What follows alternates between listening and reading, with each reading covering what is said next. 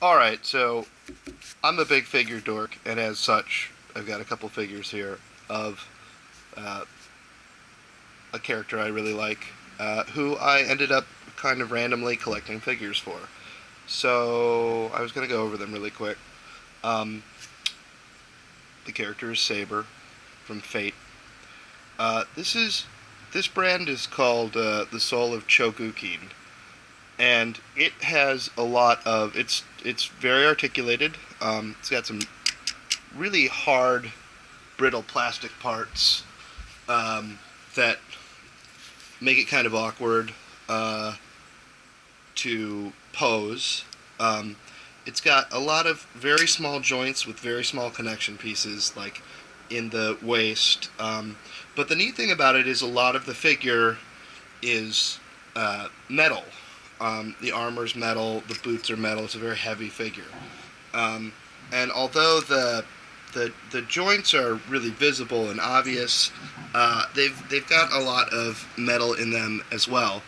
Uh, the Soul of Chogokin figure type has been around since the 80s, um, and some of the earliest uh, figures that this line produced, which I think it's a Bandai line, were robots and Ronin warriors.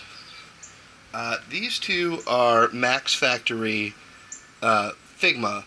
They've got a lot of joints. They've got a really nice stand that you can tighten the screws on to get really kind of solid poses, which is, I don't know, I think that's a really cool thing. They come with a lot of different faces. Each one comes with at least like 8 hands, pairs of hands that you can switch out to hold various weapons and whatnot, although this one doesn't seem to be holding that well. Yeah, there's a lot under the hood. Um, there's a lot of soft vinyl or silicone pieces that make it look pretty shapeable for how you want to pose it and how you want uh, various elements to look.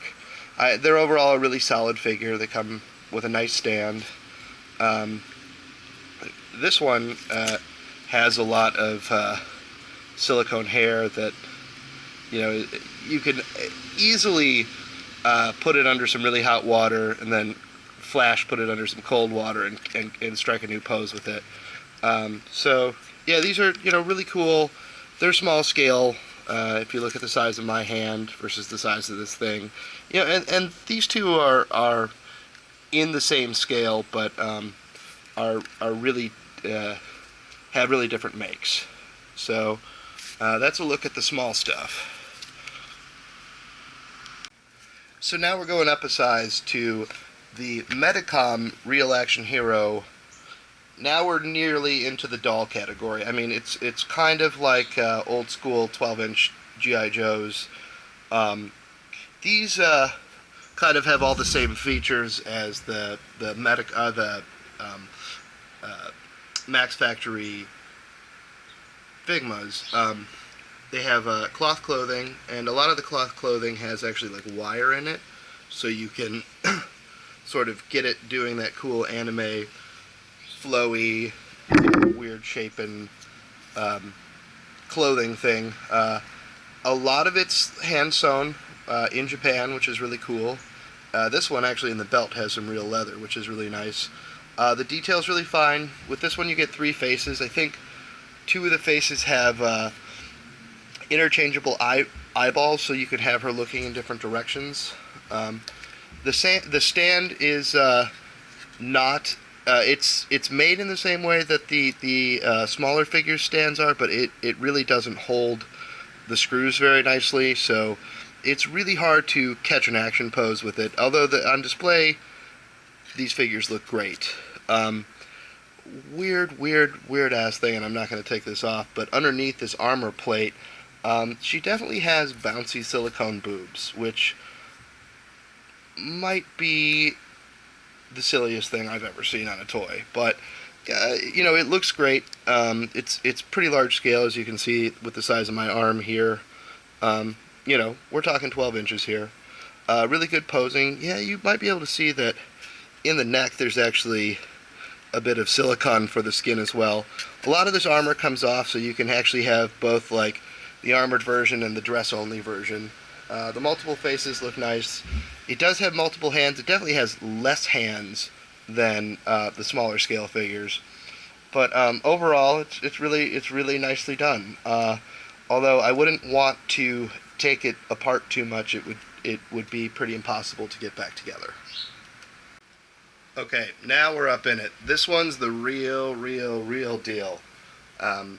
This is by Azone. They made 25 of these. They're handmade in Japan. For a reference, here's my hand next to this thing. It's absolutely gigantic. It's a third scale. The clothing's all handmade. The armor and the sword are all resin. The wig is detachable. It's a ball joint doll, so it's like a skeleton surrounded in resin or latex. You have to put the clothes on it. That took about 3.5 hours, I would say. There's a lot of fussing with the clothes to get it perfect. And the wig was even more complex. I can spin it around and show you what the back of the wig looks like.